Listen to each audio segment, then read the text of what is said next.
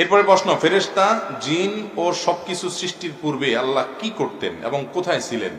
তিনি কি একা ছিলেন? দেখেন, এটারে বলে হলো বেদরকারী প্রশ্ন। বুঝতে পেরেছেন? আল্লাহ রাব্বুল আলামিন তিনি হলেন মহান স্রষ্টা, আমরা হলাম তার ক্ষুদ্রাতি ক্ষুদ্র সৃষ্টি। একটা কথা আছে না, আদার ব্যাপারে জাহাজের খবর নেয়। আদার ব্যাপারই জাহাজের খবর নিলে সেটা যদি দোষণীয় হয়, যে তুমি আদার ব্যাপারে তুমি জাহাজের খবর নিতে আসছো করে, এটা যদি দোষণীয় হয়, অবশ্য জাহাজটা যদি আদার জাহাজ হয় তাহলে আবার খবর নেওয়াটা দোষের না।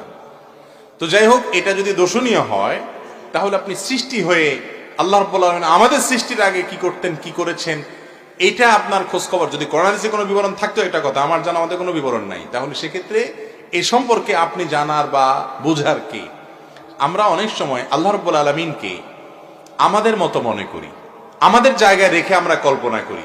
যেমন শয়তান আমাদের অনেকের মনে একটা প্রশ্ন তুলে দেয় যে, আচ্ছা, আল্লাহ আমাদের সবাইকে সৃষ্টি করেছেন, আল্লাহকে তাহলে কে সৃষ্টি করেছে? এরকম একটা প্রশ্ন আসে কি আসে না? এই ধরনের প্রশ্ন শয়তান সৃষ্টি করে। এগুলো যখন আসে আউযুবিল্লাহ পড়বেন, বাম দিকে থুতু দিবেন। শয়তান ওয়াসওয়াসা দেয়।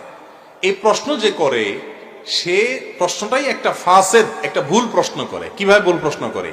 আল্লাহ কি সৃষ্টি না স্রষ্টা? স্রষ্টা। আর বাকি সব হলো কি? সৃষ্টি। এখন আল্লাহকে কে সৃষ্টি করছেন, এই প্রশ্ন তোলার মানে হলো আল্লাহকে আপনি আপনার মতো সৃষ্টি মনে করতেছেন, যেন আল্লাহ স্রষ্টা খুঁজে বেড়াচ্ছেন। ঠিক না ঠিক? আল্লাহ তো স্রষ্টা, তাকে কে সৃষ্টি করছেন এই প্রশ্ন আসার মানে হলো তিনি তো স্রষ্টা থাকেন না, তাহলে তিনি সৃষ্টি হয়ে যান। ঠিক না ঠিক?